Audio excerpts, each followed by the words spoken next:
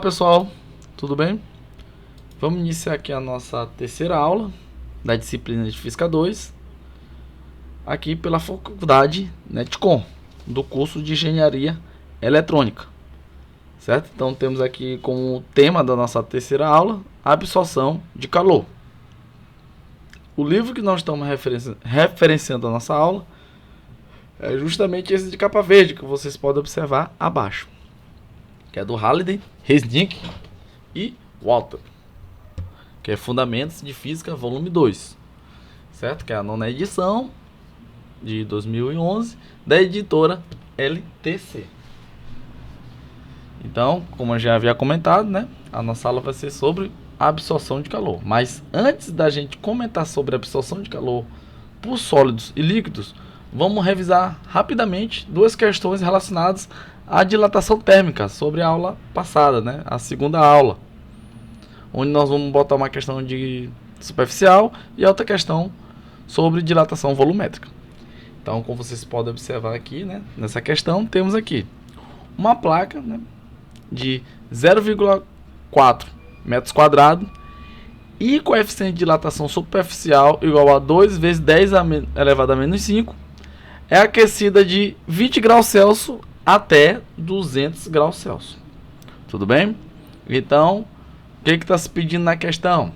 Determine o aumento percentual dessa respectiva área, né, após a esse aquecimento que foi aplicado. Certo, pessoal? Então, a gente pode observar que nós temos que utilizar qual equação para a resolução dessa questão? É justamente sobre dilatação superficial, certo? Como vocês podem observar abaixo, que é ΔS igual ao que? SO vezes beta vezes ΔT, onde ΔS é o que, pessoal? Variação de superfície, né? Ou variação de área, igual a SO, que é justamente o que? Área, comprimento inicial, vezes beta, que é o coeficiente de dilatação superficial, vezes a variação de temperatura. Certo? Então, como a gente pode colocar, né? Onde temos então o que? Primeiro momento é incluir o que, pessoal? ΔS, né? Que é a variação de área, né? Então a gente coloca no SO, que é a área inicial, o valor que foi atribuído, que é de 0,4, vezes beta, que no caso beta é o que, pessoal? O valor do coeficiente de dilatação superficial, que é 2 vezes 10 elevado a menos 5, vezes a variação de temperatura, onde temos o que? Que a variação de temperatura corresponde à variação final menos a variação inicial, e onde vocês podem observar, foi atribuído o valor de 200 menos 20, né? Então, desenvolvendo essa equação, temos um valor final, que é justamente o que? ΔS igual a 144 vezes 10 elevado a menos 5. Ou, colocando em metros quadrados, temos que é igual ao que? 0,00144 metros quadrados. Tudo bem, pessoal? Como vocês podem observar, dando continuidade, né, na questão, temos que, para a gente identificar o percentual de uma determinada área, é importante colocar o que? A relação entre a área, né, final, ou seja, aquela área que foi dilatada, sobre a área inicial, certo? Então, essa área dilatada é justamente o que, pessoal? O somatório, né, da área inicial mais a variação de área, né, que ocorreu. Ou seja, justamente esse valor de 0,400144 sobre a área inicial, que é 0,4.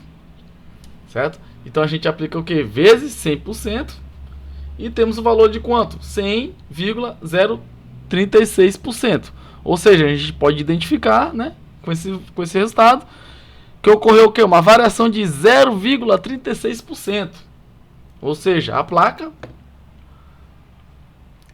no início, né, antes de não ser aplicada nenhum calor nela, ela estava uma temperatura que de 20 graus Celsius, né?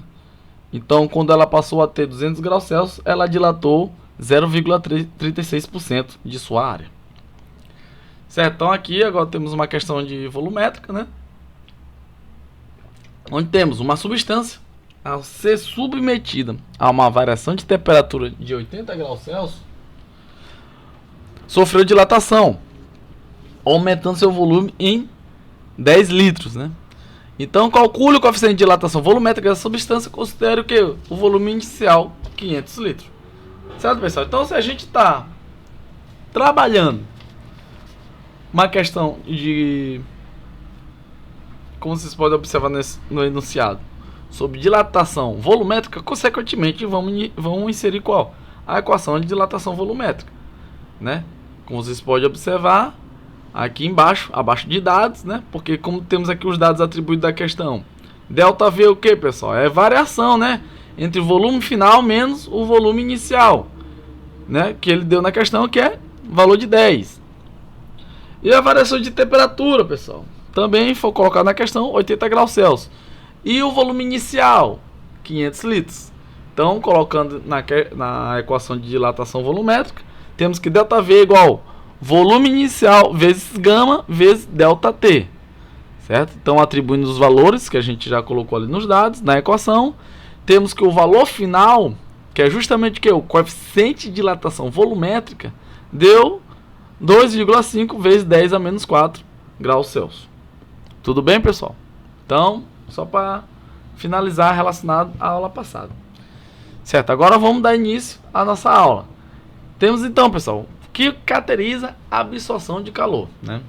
Como vocês podem observar, uma variação na temperatura está associada à variação de energia térmica, né? Ou seja, essa variação de energia térmica é caracterizada justamente pela soma da energia cinética e energia potencial dos átomos, certo? Que caracteriza a energia interna, né, do sistema por causa da transferência de energia entre eles e sua vizinhança, certo? Então, a energia transferida entre um sistema e o seu meio devido à diferença de temperatura chamamos e classificamos como calor, que é simbolizada pela letra Q. Né, pessoal? Ou seja, o calor é justamente o que? Aquele trânsito de energia, né?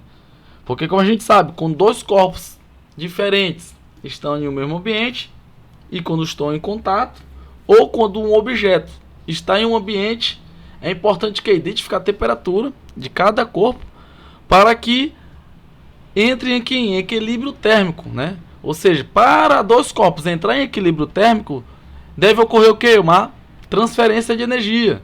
Então, quando ocorre essa transferência de energia, temos o que? Calor, certo? Então, será positiva quando for transferido o que? O sistema, e negativa quando for transferida para o meio, certo? Então, quando as temperaturas do sistema e do meio são iguais, não há transferência de energia. Certo, pessoal? Então, para vocês entenderem melhor justamente isso, o que é o sistema, o que é o meio, nós vamos colocar aqui nessa imagem. Certo? Então, nessa primeira situação, como vocês podem observar, temos aqui um sistema e temos o ambiente, onde o sistema está inserido no ambiente. Então, nesse primeiro exemplo, a gente pode colocar aqui se esse sistema fosse o quê? Um café quente, certo? E o ambiente, uma sala ou uma cozinha. Justamente para a gente caracterizar que a temperatura do sistema é maior que a temperatura do ambiente, né? Então, como a gente comentou no slide passado, quando ocorre uma diferença de temperatura, e para que esse corpo, que no caso o sistema e o ambiente, entre em equilíbrio térmico, deve ocorrer o quê? Troca de energia, né? Transferência de energia. Então, nessa situação aqui dessa primeira imagem, temos que quando a temperatura do sistema é maior, o calor faz o quê, pessoal? Ele é cedido, ele é retirado do sistema. Por isso que quando um café quente está em um ambiente frio, né, a tendência é que o café o quê? Esfrie, né? Perca calor.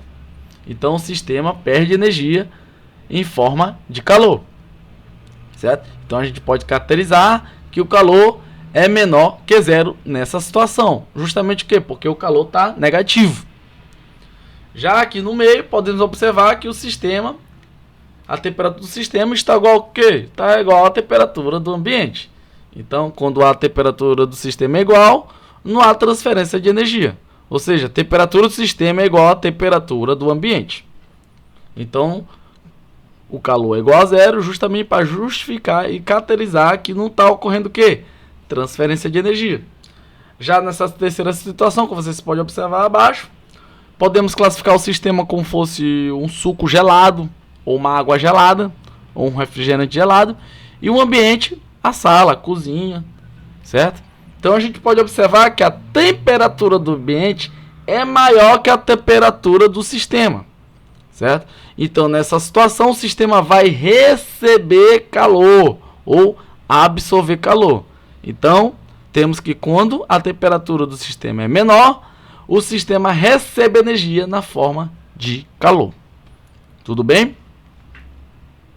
Então, o calor, né, pessoal, que é simbolizado pela letra Q, é a energia transferida de um sistema para o ambiente ou do ambiente para o sistema, como a gente já havia comentado, né? Por causa da diferença de temperatura. Então, quando ocorre a diferença de temperatura, consequentemente, esses dois corpos, né, que no caso aqui a gente está titulando como sistema ou ambiente, vai ocorrer o quê? Troca de energia, né? Transferência de energia. Certo? Então temos a unidade de calor, que é justamente o que, pessoal? Cal. Que é caloria.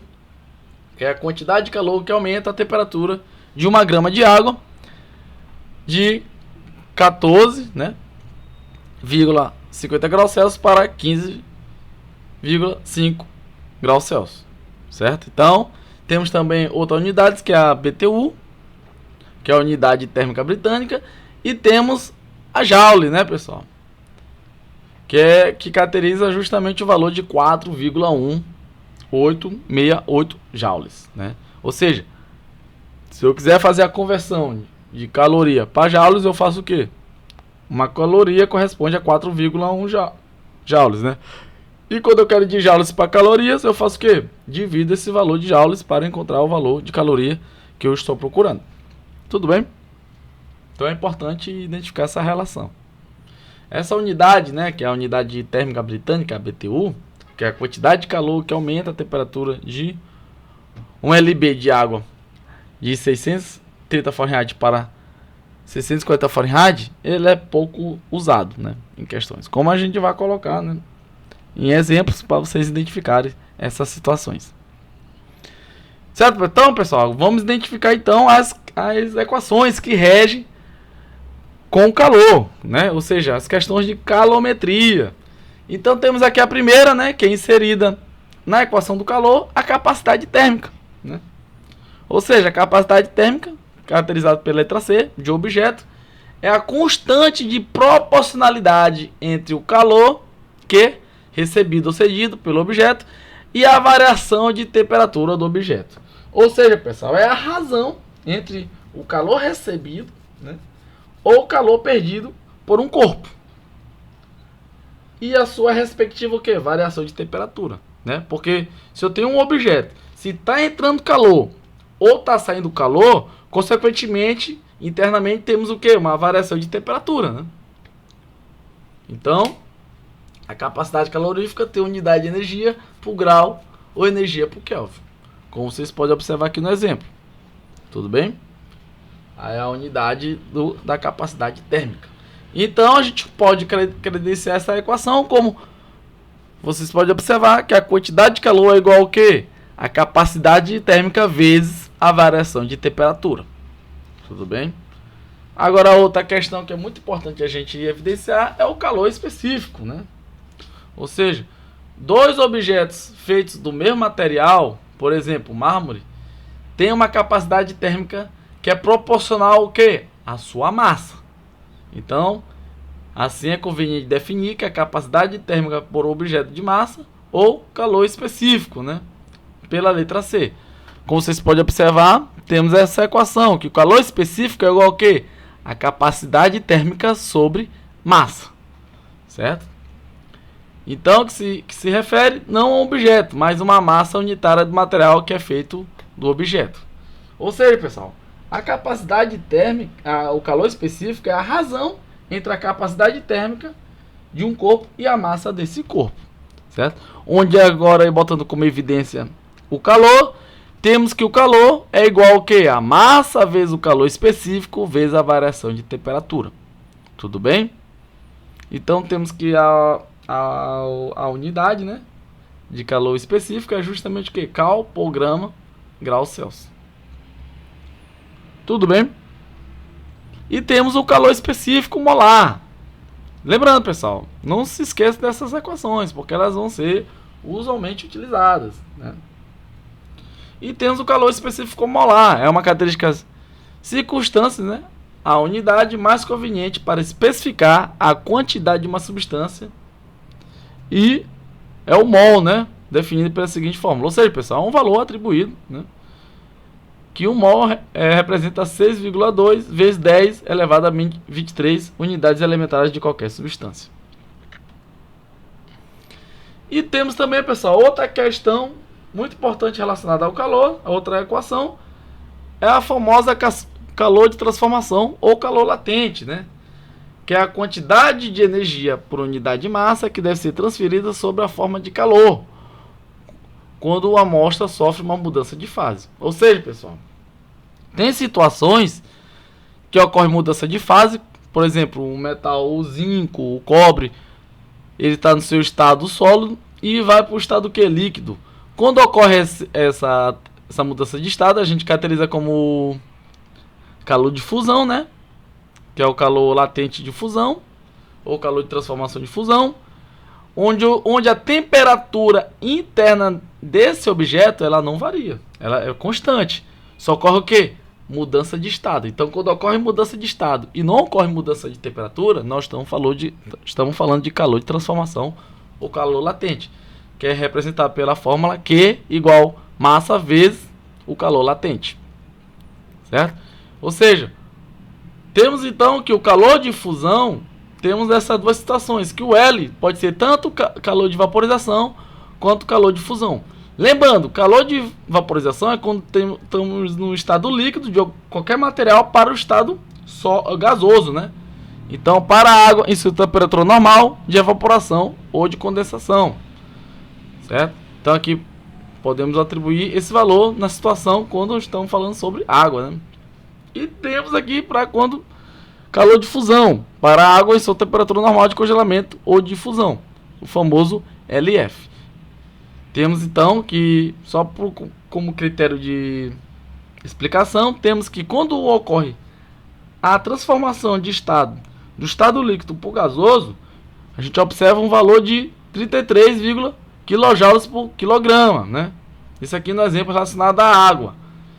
E um caso muito interessante é que quando ocorre a mudança do estado líquido para o gasoso, a gente pode observar que o calor, né, que no caso do calor latente, é bem maior que em comparação ao calor de fusão.